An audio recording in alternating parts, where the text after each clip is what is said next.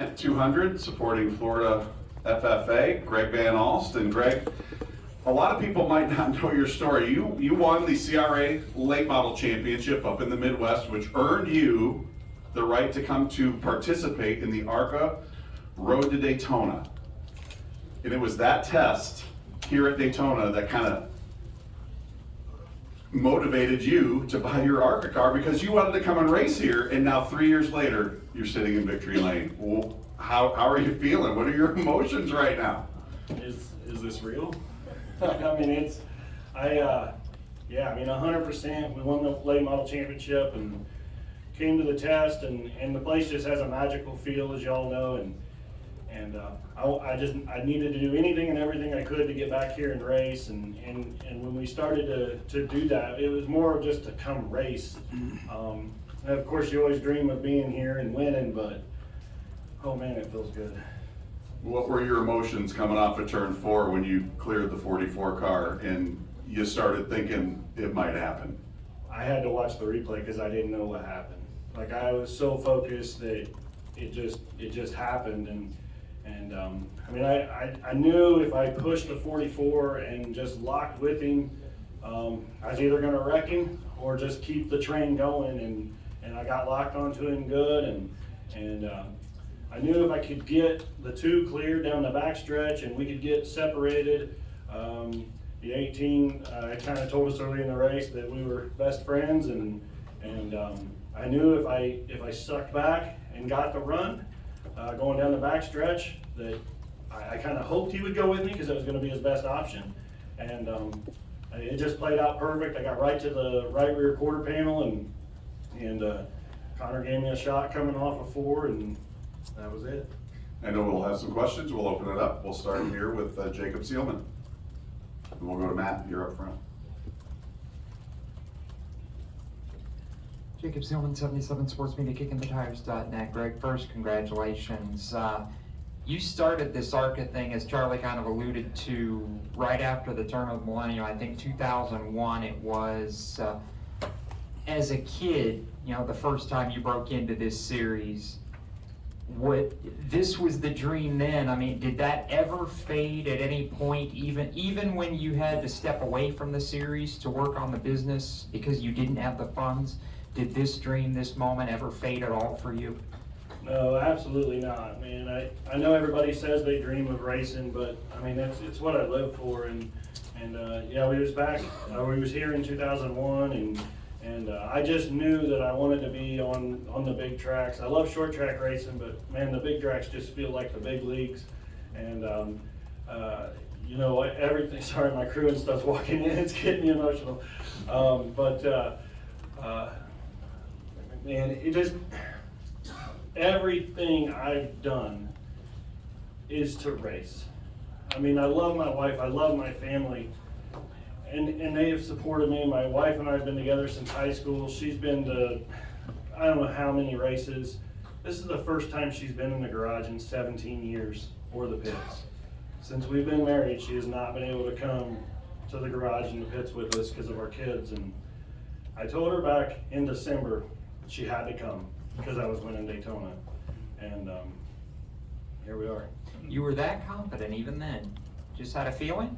I had a feeling. I don't get nervous, and you can ask her. I was so nervous I didn't hardly eat this morning, and y'all can look at me and tell that I don't miss meals. Last one from me. This race in particular, the last 7-8 years seems to have become either about the kids or about the super teams. Charlie will correct me if I'm wrong, I'm sure, but I think this is the first time since Bobby won here in 2012 that a driver owner has not just come into this race, but won this race. Is it that much more special that it's a bunch of volunteer guys, that it's your team, that you guys just went out and kind of showed everybody else up a little bit? Man, I hadn't even had time to think about that, but holy cow, yeah. I mean, I tried to get manufacturer support this winter, and you know, I thought I was gonna get it, and then I seen it go to another team, and it's just so disheartening because, you know, guys like me, I mean, you're just told, just work hard, put your head down, just keep digging, and things will happen. And, you know, we talked to multiple sponsors over the winter that you know, we thought were gonna come on board full time, and it's just the whole winter was just, I don't wanna say one disappointment after another, but I knew my speedway car was good, and I've spent countless hours in the shop. I've got a couple buddies that come over every time that they can, and we've got countless hours on this. Like, my Phoenix car is not even close to ready, and we got a lot of work to do to get there. We'll send it up here to Matt Weaver up front. Got a mic or no? She's coming. Okay, I wasn't sure. Yep. Matt Weaver, Motorsports Tribune. You've been pretty adamant throughout the years that when you went and built Top Choice, that it was always with the mindset that I still want to race. Like, I got to make a living, and I've got to, you know, build a profession, but I want to have a good race car because of it too. Can you kind of give me an idea into the insight of, like, how do I build this business and also be able to race too? Honestly, I don't know how I'm able to pull it off. I have things that happen, and I don't know why. I'll have weeks where I don't know where the next job's coming from, and then something happens, and we get a big job, and it's like, you know, I mean, I don't even know. I mean, I know, but I'm not going into detail. But I know there's some people watching over us right now, and pretty sure they were riding with us on that last lap. And I believe you guys were fastest at the test. Was that right? Or okay. You guys have always been fast here, though. So I'm curious, what have you guys been able to do to bridge that gap to not just show up at Daytona and be competitive, but to be a top contender? Because I feel like going into this year, in your gut feeling, you guys knew that you would be a top team here now. Yeah, I owe a lot to Jim Long, and I owe a lot to Chad Bryant. I bought this car off Chad Bryant, and you know, neither one of those guys had to help a guy like me, but you know, both of them told me that they believed in my story, they believed in me, and you know, like I've said, guys like me aren't supposed to do this. You know, it's the unfortunate side is racing's getting to be where it's all about the young guys, and racing's losing guys like me because it's just so hard to do this. And you know, Chad and Jim, and I mean, they kept telling me little things like, you need to do this, you need to do this, you need to do this. Sometimes it's almost overwhelming, but I just, you know, went out in the shop, kept my head down, and kept doing the little things to this car. And I mean, you know, we got done with the test, and there was a few things that I guess as an owner driver and a fabricator, drivers don't notice certain things because they don't have to. And when I'm in the test, I'm watching the cars, and I'm watching the way the air moves on the cars, and I mean, I went back to the shop and made our car better because I could see what the air was doing to the other cars, and it's like, well, mine has to be doing that because I know what I don't have there. So, you know, I went back and methodically put bracing in certain spots and did certain things to make the car better. And then one more for me. You said your Phoenix car is not even close to being where it needs to be. You leave here not only the winner, but also the points leader. Do you think that having this moment could help you go back to those, you know, the manufacturers or potential partners and say, hey, we got a chance to do something really special this year. Get on board now while the train is just leaving, right? Yeah, I mean, that would be awesome. You know, if we could. We'll send it over to frontstretch.com.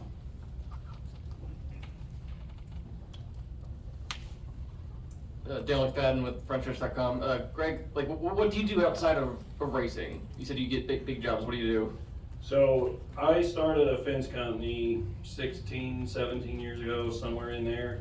And for those that don't know, basically the story is I was trying to make my way through the ranks. I've had sponsors that came through that you know, jumped ship off of us because I was the one that introduced them to motorsports marketing, and they moved over to, you know, the big leagues. I mean, I've had sponsors, I could probably name a half a dozen sponsors that are in the big garage right now that probably wouldn't be there had I not introduced them.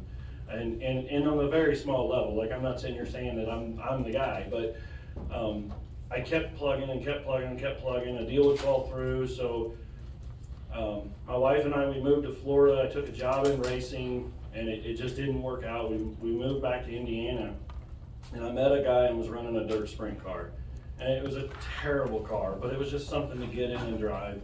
And we had $1,250 in our checking account, and I got paid every 2 weeks, and I just got paid. And I'm sitting on the back of the trailer, and I'm sitting there watching all these trucks come in, and every one of them's got a construction company on it. And I'm like, man, I need to do something to make more money so I can do this.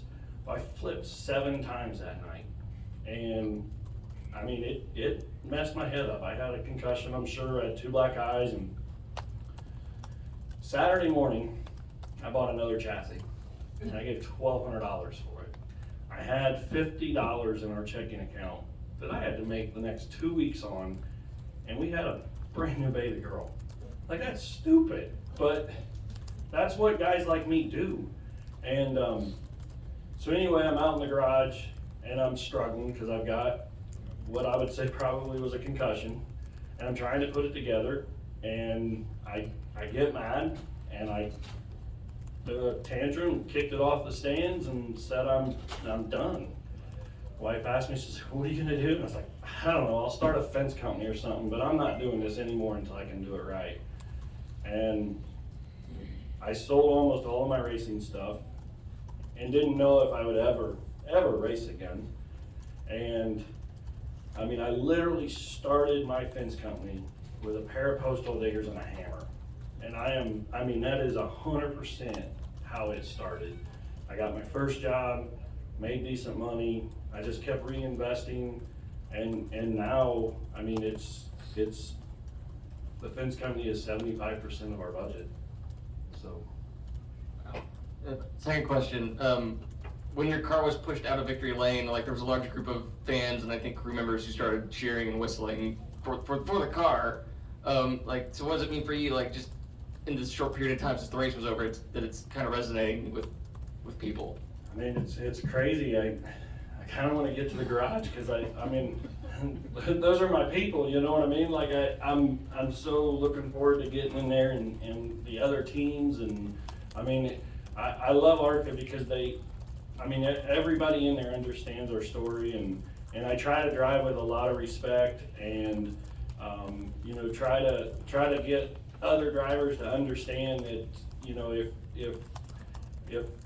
if I drive them clean, maybe they'll drive me clean, you know, like an old school mentality. And, you know, I feel like a lot of the drivers do, and I think that resonates with the team owners and the crew chiefs and the other crew guys. I mean, I drive the hauler most of the time. I mean, I'm in here in the garage with the other hauler drivers when I get to the track. And, you know, I think that goes a long way with the peers in the garage.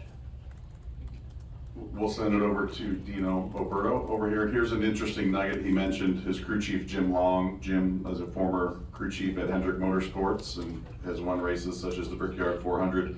Jim actually grew up 2 miles from the ARCA office in the motorsports metropolis of Lambertville, Michigan. So, nice way to tie it all back. Dino, go ahead. Dino Oberto, Area Auto Racing News. First of all, congratulations, great race today. You stepped away from it, you did back when you said in 01 or so, and you got back into it, you got back into it this year. The ARCA series, was that always where you wanted to get back into, do it with ARCA, or was there other series that you possibly thought of taking that route? Are you asking if someone's gonna give me a cup ride? I mean, I'll race tomorrow. No, I mean, I'm a realist, so like, I understand what it takes to make it in racing now. And ARCA is a perfect fit for guys like me. And, you know, if there's another opportunity, whether it's truck, Xfinity, whatever, I mean, would I take it? Yeah, absolutely. I mean, that's the ultimate dream, but, you know, I feel like ARCA is home for guys like me and my crew. Thank you. All right, I think that'll do it. Greg, Daytona winner. Congratulations. Thank you. Holy cow.